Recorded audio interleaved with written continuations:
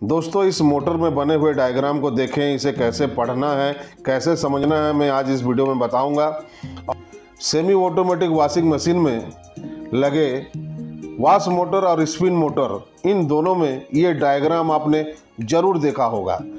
इस डायग्राम को फॉलो करते हुए आज हम वायरिंग करना सीखेंगे और साथ ही साथ प्रैक्टिकल करके भी देखेंगे, ताकि हमारे दिमाग में कोई शक और सवाल ना रहे। गौर से देखिए दोस्तों, 1 नंबर जो है वहाँ लिखा हुआ है ब्लू वाइट, 2 नंबर में लिखा हुआ है रेड वाइट और 3 नंबर में लिखा है येलो ब्लैक। चलिए दोस्तों, फिर देर किस बात की है, डायरेक्ट प्रैक्टिकल करके देखते हैं और इस मोटर को आज डायरेक्ट चला करके देखते हैं। रोज नए नए टेक्नीशियन मेरे इस वीडियो से जुड़ते रहते हैं। मेरे वीडियो से अगर आपको कुछ फायदा हो रहा है तो प्लीज मेरे चैनल को सब्सक्राइब कर दीजिए। आइए दोस्तों, इस डायग्राम को पहले ठीक से समझ लेते हैं, फिर इस मोटर को हम डायरेक्ट चलाकर भी देखेंगे। दोस्तों, जितने भी एसी मोटर होते हैं उसमें 3 तार ही निकलते हैं, 1 2 3, ये 3 वायर निकलते हैं। इनके बारे में समझते हैं। पहला जो तार है वो है ब्लू वाइट, दूसरा तार जो है रेड वाइट और तीसरा जो है येलो और वाइट। दोस्तों, इस रेड सर्किल के अंदर में जो सिंबल देख रहे हैं, ये कैपेसिटर का सिंबल होता है। हर मोटर में ये सिंबल आपको दिखाई देगा।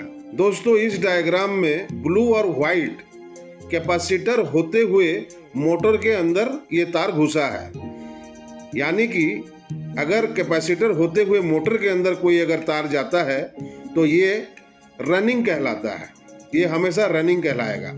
और देखिए, और जो बीच में जो तार है रेड और व्हाइट, ये कैपेसिटर में गया है और इसका कहीं भी छोर नहीं निकला है, ये डायरेक्ट मोटर में चला गया है, मतलब ये स्टार्टिंग है। और लास्ट में देखिए येलो और वाइट जो है, इसका कनेक्शन कहीं नहीं है, इसका डायरेक्ट कनेक्शन मोटर के साथ में है, यानी कि ये कॉमन हो गया।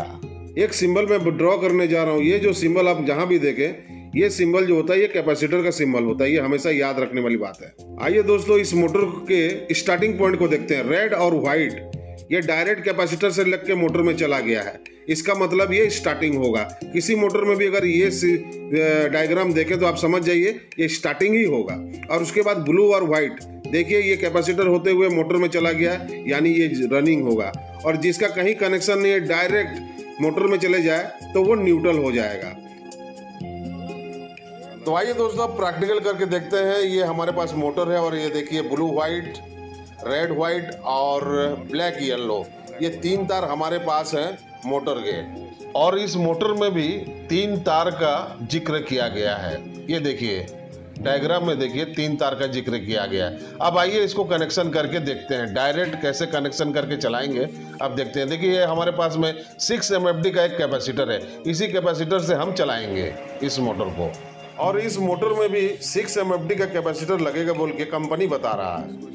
तो आइए फिर 6 MFD का कैपेसिटर लगाकर इस मोटर को चला करके देखते हैं और कनेक्शन कैसा होगा मैं आपको आगे बताता हूँ। आइए देखिए, कनेक्शन हमारा ये है, ब्लू और वाइट कैपेसिटर में जाएगा और रेड और वाइट कैपेसिटर में जाएगा। देखिए हमारे टेक्नीशियन भाई जोड़ रहे हैं ब्लू वाइट को कैपेसिटर के साथ और रेड वाइट को भी कैपेसिटर के साथ। ये देखिए 2 तार हमारा तैयार हो चुका है।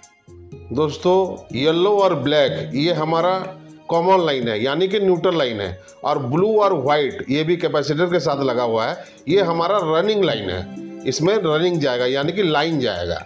तो आइए इसी कनेक्शन में हम लाइन और न्यूट्रल दे के देखते हैं। ये देखिए, कॉमन को हमने कॉमन में डाल दिया, न्यूट्रल को न्यूट्रल में डाल दिया और कैपेसिटर होते हुए जो मोटर में गया हुआ है उसे हमने फेज में डाल दिया, यानी लाइन में डाल दिया है। हमारा ये वायरिंग पूरी तरीके से कंप्लीट है। अब आइए इसको चला करके देख लेते हैं। ये स्विच ऑन हुआ और ये मोटर चलने लगा। आइए अब एम्पियर मीटर को देख लेते हैं, एम्पियर मीटर क्या बोल रहा है। 0.7 लेकर ये मोटर चल रहा है, बहुत अच्छा चल रहा है, ठीक चल रहा है, सही चल रहा है। स्पिन मोटर की कहानी यहीं समाप्त हुई।